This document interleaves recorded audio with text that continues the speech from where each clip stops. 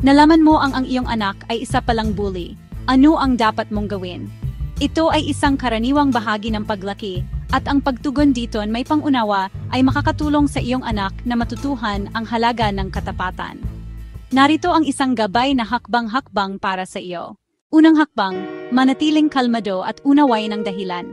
Huwag magalit o personalin. Ang unang reaksyon ay mahalaga. Kung magagalit ka, maaring matakot ang iyong anak at lalong magsinungaling para takasan ng parusa.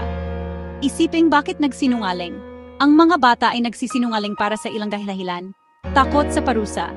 Ito ang pinakakaraniwan. Nais bigyan ka ng magandang impresyon. Halimbawa, magsasabing natapos ang homework kahit hindi. Proteksyonan ang kanilang privacy, lalo na sa mga teenager. Subukan ang isang bagong pag-uugali. Bahagi ito ng pag-explore nila sa mundo. Ikalawang hakbang, kaupin ng mahinahon at walang paghuhusga. Lapitan siya ng may pagmamahal. Sabihin, anak, nakita ko na hindi mo natapos ang iyong proyekto kahapon. Pero sinabi mo na natapos mo ito. Nais kong malaman kung bakit mo iyon nasabi.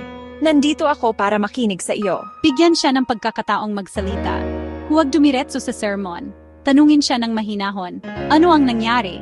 O may nais ka bang sabihin sa akin? Ipaliwanag ang halaga ng katapatan. Gamit ang simsalita, anak, mahalaga sa akin ang katapatan. Mas naniniwala ako sa iyo kapag nagsasabi ka ng totoo, kahit na mahirap ito. Ang pagtitiwala ay parang baso. Kapag nabasag, mahirap buuin. Ikatlong hakbang, ito ng atensyon sa solusyon, hindi sa parusa purihin ang pag-amin. Kung umamin siya, pasalamatan siya. Salamat sa pagsabi ng totoo sa akin. Alam kong mahirap iyon, ngunit ako ay proud sa iyo dahil honest ka. Tulungan siyang ayusin ang sitwasyon.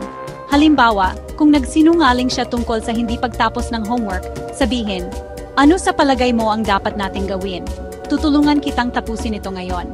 Ipakita ang natural na consequence. Halimbawa, dahil hindi mo natapos ang gawain, kailangan nating bawasan ang oras ng paglalaro para matapos ito.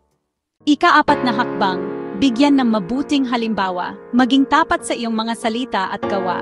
Huwag magsinungaling kahit sa maliit na bagay. Halimbawa, huwag sabihing wala akong pera para tumanggi sa isang bagay. Sabihin ang totoo, hindi tayo bibili ng laruan ngayon dahil may iba tayong pinagkagastusan. Aminin ang iyong mga pagkakamali. Kung ikaw ay nagkamali, humingi ng tawad. Ipakita sa kanya na ang pag-amin ng pagkakamali ay tanda ng lakas, hindi kahinaan. Ika-5 hakbang, gumawa ng mga patakaran na nagtitiwala sa kanya. Sabihin ng malinaw, sa ating tahanan, mahalaga ang katapatan. Mas malulungkot ako kapag nagsinungaling ka kaysa sa pagkakamali mo. Bigyan siya ng pagkakataong magsalita ng totoo ng walang takot. Sabihin, laging mas mabuti ang sabihin ng totoo. Hinding-hindi ako magagalit kapag nagsabi ka ng totoo at tutulungan kitang ayusin anumang problema. Paano ito gawin na hindi masaktan ang kanyang damdamin? Para sa bagugulang, umupo sa kanyang antas. Iwasang tumayo sa harap niya na parang hukom. Umupo kayo ng magkatabi sa kama o sa sahig. Gamitin ang malambing na tono. Bawasan ang volume ng iyong boses. Magsimula sa pagpaparamdam sa kanya na ligtas siya. Yakapin siya pagkatapos. Kapag tapos na ang usapan, yakapin mo siya at sabihing, mahal na mahal kita at palagi kitang tutulungan anuman ang mangyari. Ipakita na ang iyong pagmamahal ay hindi nagbabago kahit ano pa ang kanyang ginawa.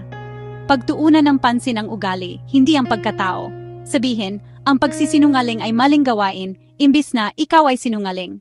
Tandaan, ang layunin ay hindi ang pagpaparusa, kundi ang pagtuturo.